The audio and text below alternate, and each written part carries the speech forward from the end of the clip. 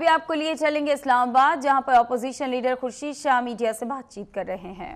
Political party سے محاذ آرائی میں سمجھتا ہوں آپ کرنے کے طاقت نہیں رکھتے، نہیں آپ کو ہمت ہے، نہیں آپ میں اتنی جرت ہے، نہیں آپ یہ کر سکتے ہیں۔ رہی عدلیہ، ہاں اس بات کو میں مانتا ہوں کہ ماضی میں آپ کا ریکارڈ بہت اچھا ہے، آپ نے عدلیہ کے ساتھ محاذ آرائی کی ہے اور وہ محاذ آرائی کا فائدہ بھی لیا ہے۔ آپ نے چیف جسٹس آف پاکستان کے اوپر حملہ کیا، اور آج یہ سچویشن ڈیولپ نہیں ہوتی، یہ آپ کے وزراء یا اسپوکس مین جو باتیں کر رہے ہیں یہ کبھی سامنے نہیں آتی اگر آپ کو اس 98 کے اس ایکٹ میں جب آپ نے پاکستان کے سب سے بڑی عدالت پہ حملہ کیا، اس وقت آپ کے اوپر کوئی ایکشن ہوتا یا عدلیہ کوئی ایکشن لیتی، اور بدقسمتی تھی اس وقت عدلیہ کے کچھ لوگ آپ کے جیبوں میں آ گئے تھے۔ بچہ ہو یا بڑا ہو یا اس وقت کے وکلا ہوں یا اس وقت کی بار ہو، وہ سب جانتے ہیں کہ اسلام آباد سے کوئٹہ کس وقت سے جہاز نے فلائٹ کیا، کب پہنچا، کیسے آئے، کس طریقے سے ججز کو بٹھایا گیا، کس طریقے سے پاکستان کے ایک چیف جسٹس کو آپ نے بے عزت کر کے اتارا۔ کو جا کے یہ معلوم ہوتا کہ آپ جوڈیشری اس نقطے پہ صرف ایک ہو جاتی کہ عدلیہ پہ حملہ ہوا ہے، کسی شخصیت پہ حملہ نہیں ہوا۔ وہ چیز آج شاید آپ اس کو سامنے رکھتے ہوئے ابھی آپ کے سامنے یہی چیز ہو کہ آپ عدالت سے محاذ آرائی کرنا چاہتے ہیں، ٹکراؤ لینا چاہتے ہیں۔ میں یہ بتانا چاہتا ہوں، میری پارٹی، میں تو خود کچھ نہیں ہوں، میں جو بولوں گا اپنی پارٹی کی پالیسیز کے مطابق بولوں گا۔ یہ وقت گزر چکا، یہ 90s نہیں، یہ 20 سینچری ہے، یہ زیرو ڈسٹنس ورلڈ بن چکا ہے، کوئی چیز چھپتی نہیں، کوئی اٹھتا ہے تو پتہ پڑتا ہے، کوئی بریف کیس لیتا ہے تو اخبار میں آتا ہے، چاہے وہ نیب اس پہ ایکشن لے نہ لے ایک الگ بات ہے۔ تو یہ ساری چیزیں اب کس سے ڈھکی چھپی نہیں ہے، تو یہ چیز واضح ہے، وہ بتانا بھی چاہتا ہوں، کوئی پیچھے ہو نہ ہو مگر پیپلز پارٹی اپنے اداروں کے پیچھے کھڑی ہے۔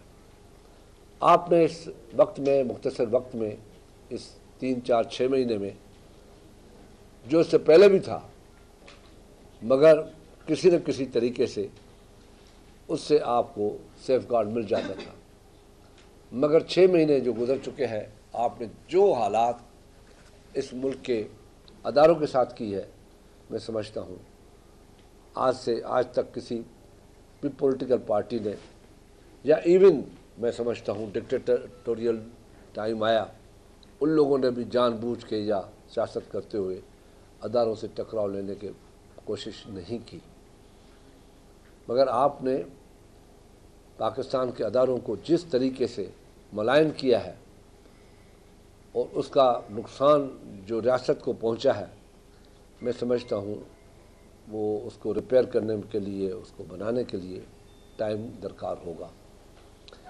ہم نے خدا کر کے اس جمہوریت کو سیو کیا، بچایا، پارلیمنٹ کو بچایا۔ 2014 میں پاکستان پیپلز پارٹی نے اپنے اوپر بہت بڑا الزام لیا، جو آج بھی آپ لگاتے ہیں، آج بھی آپ کے کافی اینکرز، کافی میڈیا جو آپ کے ہاؤسز ہیں، وہ اس بات کہتے ہوئے گھبراتے نہیں، ڈرتے نہیں، خوفزدہ نہیں ہوتے، بولنے سے قاصر نہیں ہوتے، یہ کہہ ہی دیتے ہیں کہ پیپلز پارٹی کوئی فرینڈلی رول تو ادا نہیں کرے گی، مگر اس فرینڈلی رول جو آپ کہتے ہیں، آپ حق جانب ہیں، کہہ سکتے ہیں، کیونکہ اس ملک میں جمہوریت کے لیے شاید اتنی قربانیاں کسی نے نہیں دی ہوں، جمہوریت کے بحالی کا ان کو علم نہ ہو کہ جمہوریت کس طریقے سے بحال ہوئی ہے اس ملک میں، عوام کو کس طریقے سے حق خوداریت ملی ہے، حق حاکمیت ملی ہے، وہ پیپلز پارٹی کو کریڈٹ جاتا ہے جو 60s میں ذوالفقار علی بھٹو نے کیا۔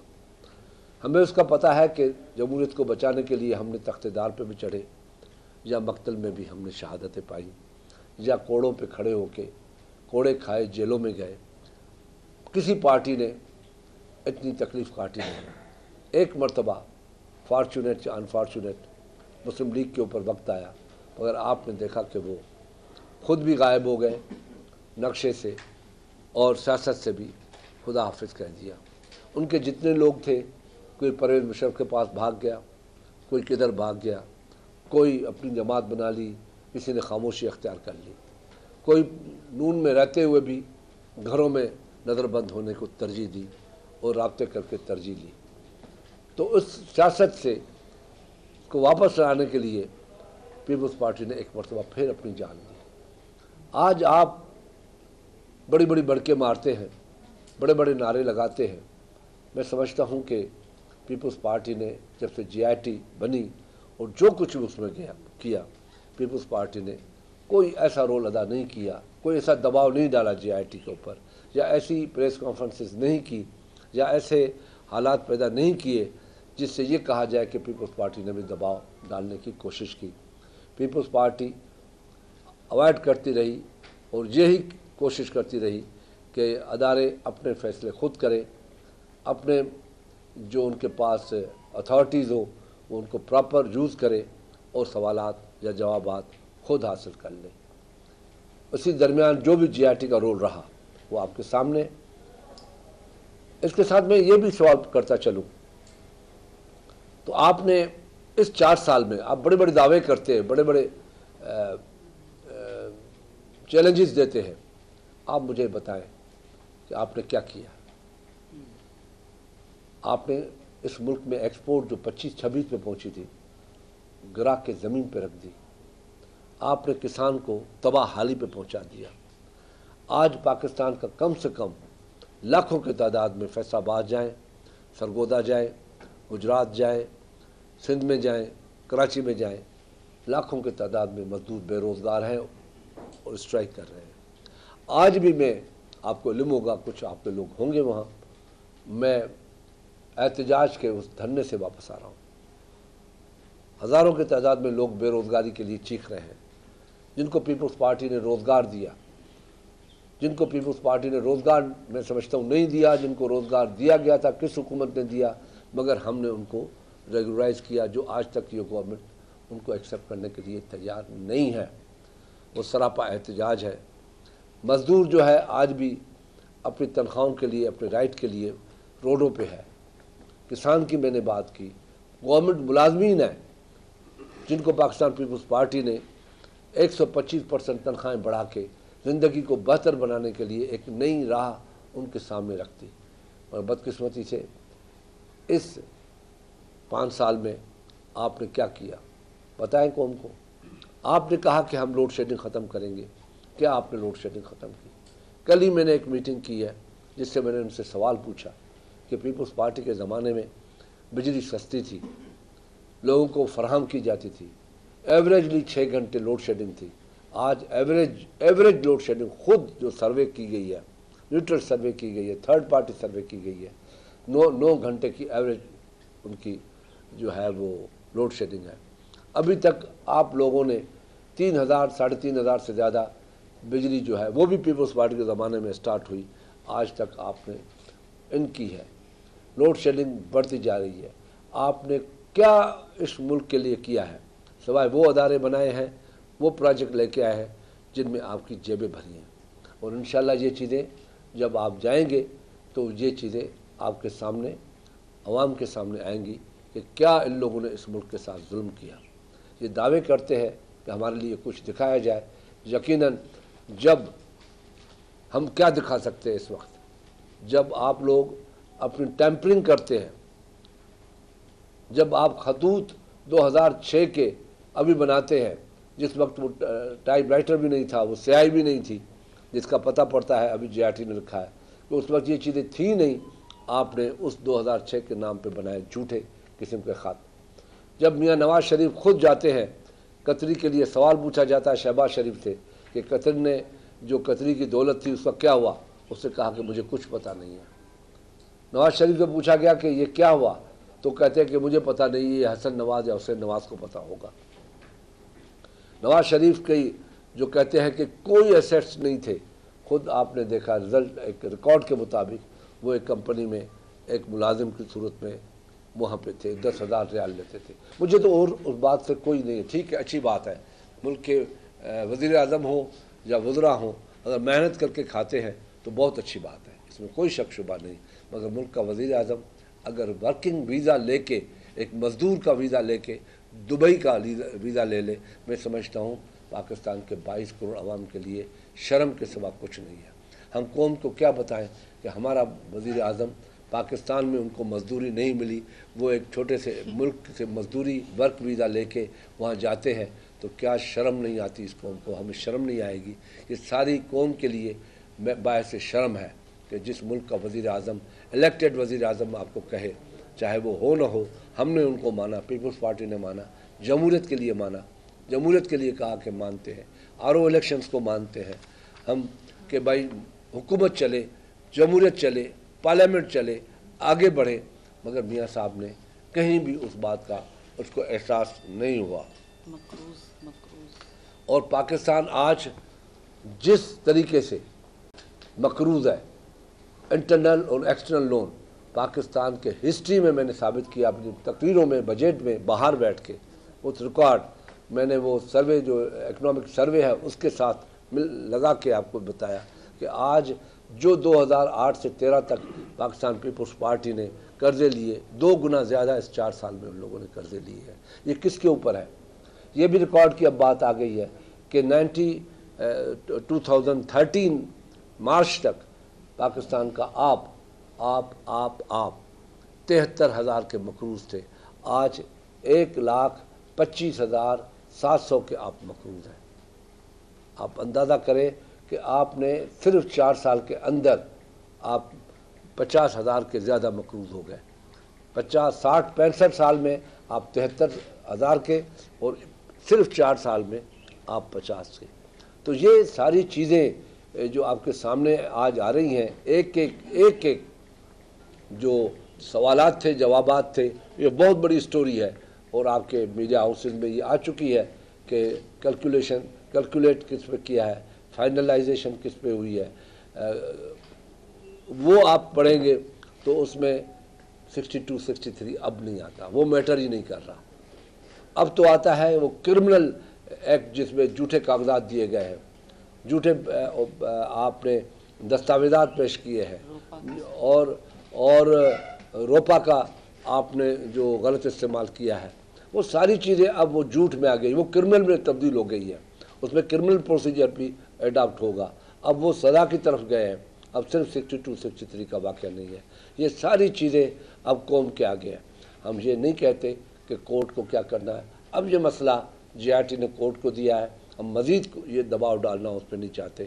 ہم صرف ملک کے لوگوں کے عوام کو یہ چیز واضح کرنا چاہتے ہیں کہ پیپلز پارٹی نے پاناما کا ایشو 4 اپریل کو پہلی مرتبہ، فرسٹ ٹائم 4 اپریل کو، 3 اپریل کو یہ پاناما آیا، 4 اپریل کو گڑی خدا بخش میں مسٹر اعتزاز احسن نے ایکسپوز کیا کہ یہ آیا ہے، اور اس میں سنا ہے کہ پاکستان کے وزیر اعظم اور اس کی فیملی کا نام ہے.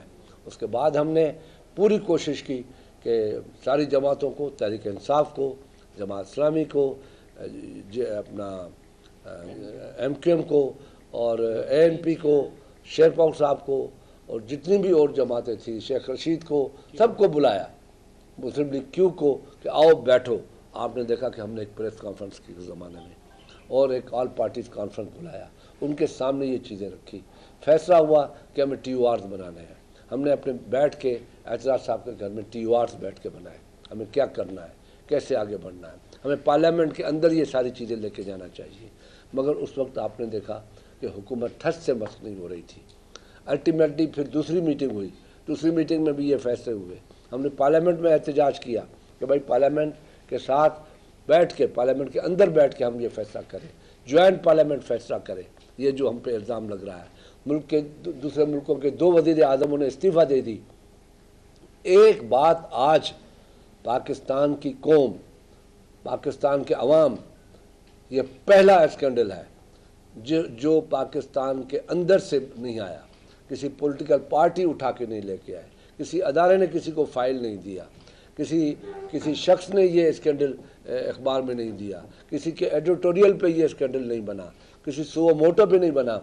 ये एक इंटरनेशनली एक इशू बना जिसमें दुनिया के वज़ीर आज़म भी थे और दुनिया के कोई बड़े लोग भी थे, बिजनेस कम्युनिटी भी थी, और उन सब के नाम आए। उन सब नाम में मियाँ मोहम्मद नवाज शरीफ और उसकी फैमिली के नाम पे थे, और उसके फैमिली ने हर वक्त बैठ के इसकी तरदीदें की। एक फैमिली के बंदे ने कहा कि मुझे कुछ पता नहीं है, मेरे पास कुछ नहीं है, मेरे पास एक आने की भी एक प्रॉपर्टी नहीं है। जब वो सामने आई तो प्रॉपर्टियाँ भी निकली हैं, हर चीज़ सामने आई है।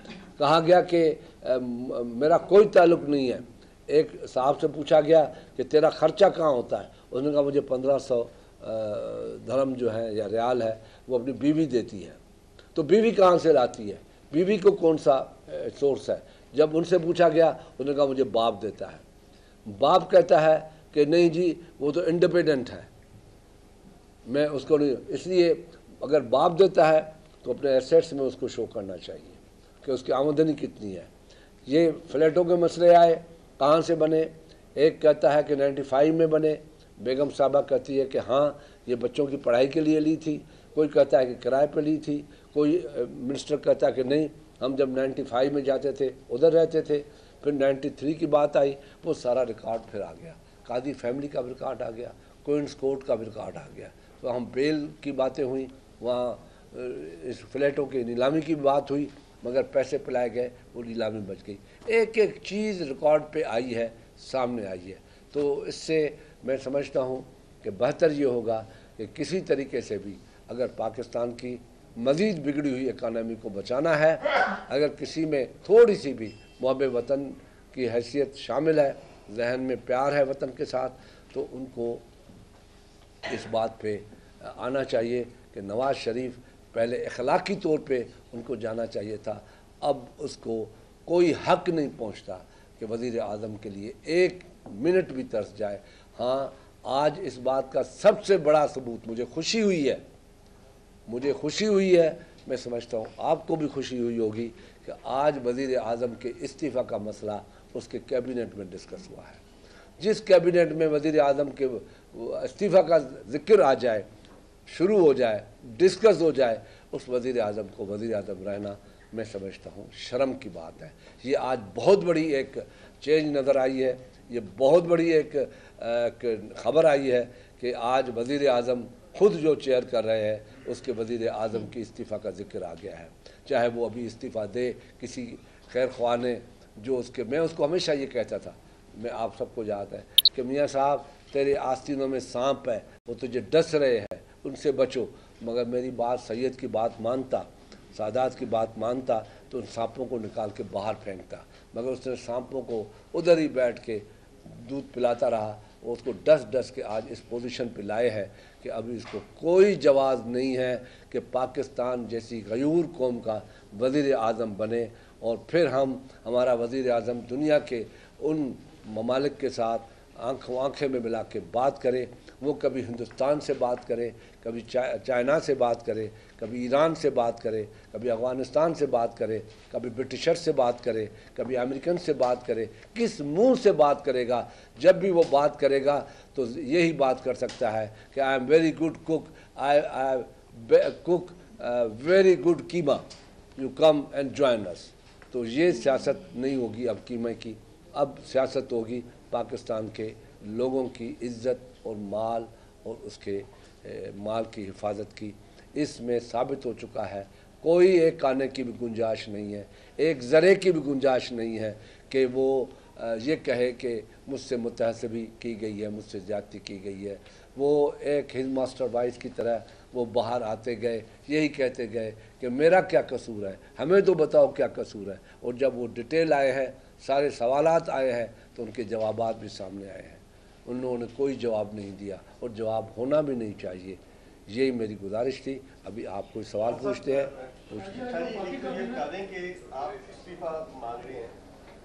कोई ऐसा भी मौका आएगा अगर आपकी बात नहीं मानी जाएगी دیکھیں یہ جس کا وزیر اعظم دنیا میں ہم آپ دیکھتے ہیں کہ وہ وزیر اعظم کو کس نظر سے دیکھتے ہوں گے؟ دیکھیں یہ ہمارا تو نکلنا بعد کی بات ہے. یہ فیصلہ کورٹ میں ہے, عدالت میں ہے, اور اس ملک کی عدالت فیصلہ کرے گی جو سپریم عدالت ہے. اللہ کی عدالت کے بعد ہمارے ملک میں یہ عدالت ہے, اور یقیناً ہمارا اس عدالت پہ بھرپور یقین ہے.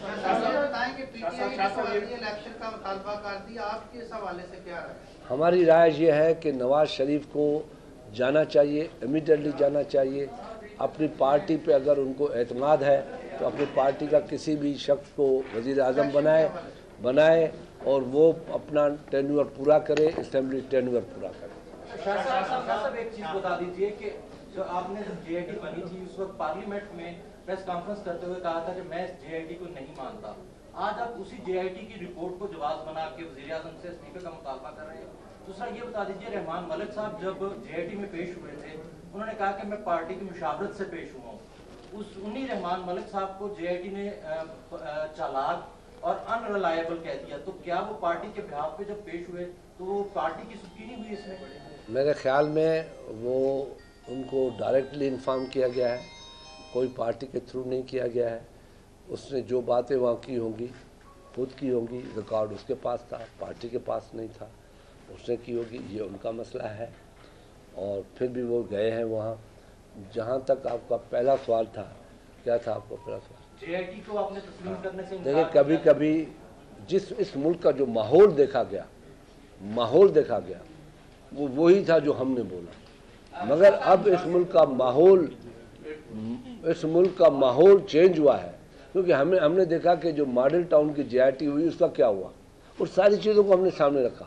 مگر اس وقت اگر ان 6 جے آئی ٹی کے جو انویسٹیگیٹرز سے اچھا کام کیا ہے تو ہم اس کو اپریشیٹ کر رہے ہیں.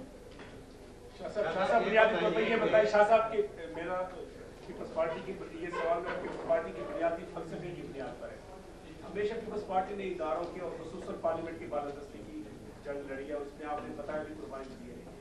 آپ یہ نہیں سمجھتے کہ اس وقت پارلیمنٹ جو طاقت کا مرکز ہوا کرتا تھا اور آپ نے بنایا تھا, اس طاقت کے مرکز کو تبدیل کرنے کے لیے کچھ ادارے, میں نواز شریف کی بات ہے کہ کچھ ادارے وزارت عظمیٰ کا عہدے کو کمزور کرنے کی کوشش کر رہے ہیں پیپلز پارٹی, اور پیپلز پارٹی بھی اسی راستے پر گامزن ہو رہی ہے, اور نواز شریف کے ہٹنے سے آخر وہ تبدیلی کیا آئے گی؟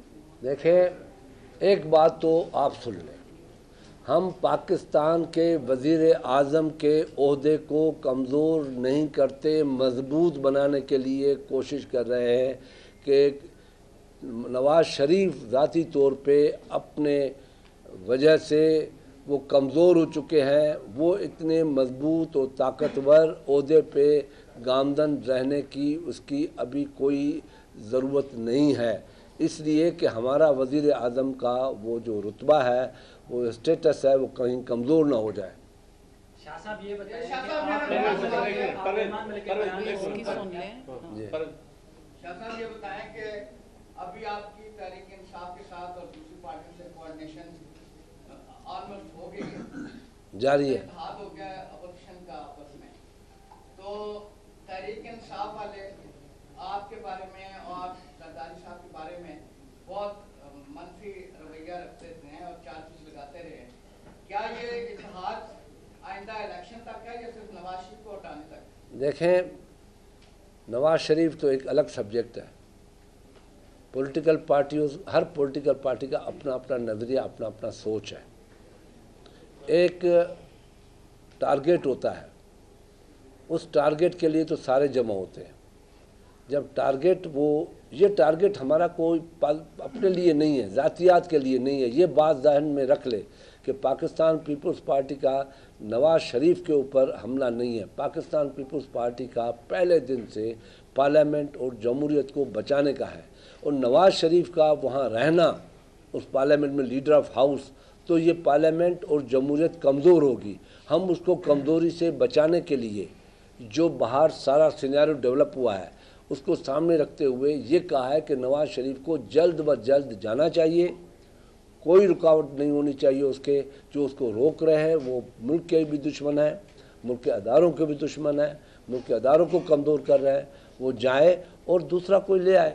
ہم یہ کبھی مطالبہ نہیں کرتے کہ حکومت چلی جائے, پارلیمنٹ چلی جائے اور نئی حکومت نئی پارلیمنٹ آئے, یہ مطالبہ نہیں. اس مطالبے کے بعد آپ کو اپریشیٹ کرنا چاہیے پیپلز پارٹی کے سیاسی سمجھ اور بوجھ کو.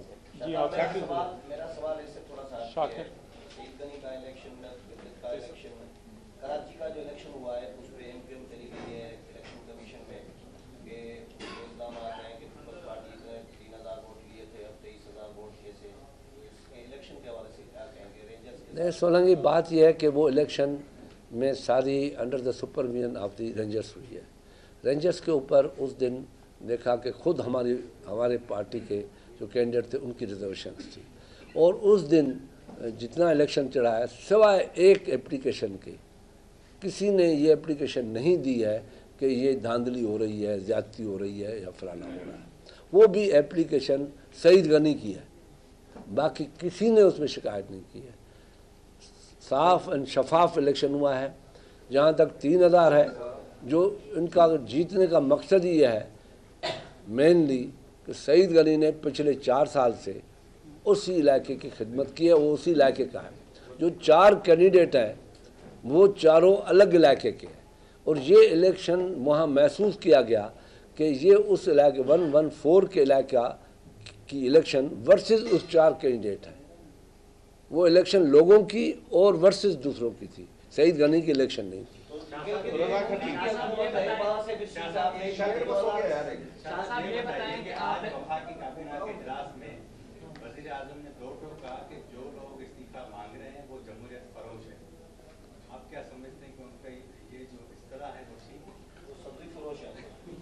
ابھی میں اس کے اوپر ذاتیات پہ نہیں جاؤں گا. جمہوریت فروش ہوتے تو 2014 میں ہم ان کی جمہوریت کو بچانے کے لیے, جس سے وہ خود بچ گیا. میں ادھر کہہ رہا ہوں آپ کے سامنے, میرے سامنے میاں صاحب بلا شک لاکھ تردید کرے, ان کے آنکھوں میں آنسو بھرے ہوئے تھے, اور اس نے کہا انف از انف, ختم ہو گیا, میں استعفیٰ دے رہا ہوں. تو میں نے بازو سے پکڑ کے کہا کہ میاں صاحب اتنے مت گھبراؤ, اب ہم ہیں, یہ پارلیمنٹ ہے, یہ پارلیمنٹ جمہوریت کو بھی بچائے گی اور پارلیمنٹ کو بھی بچائے گی, آپ فکر نہ کریں. اور پھر میرے کہنے پہ جوائنٹ سیشن بلایا گیا. شاہ صاحب یہ بڑی خبر دے رہے ہیں, میاں صاحب ریزائن کر رہے تھے دھرنے کے دنوں میں. جی ہاں, وہ کہتا انف از انف, بہت ہو گیا, کیا کریں. آپ دیکھ رہے ہیں اس وقت opposition leader Khurshid Shah press conference کر رہے ہیں.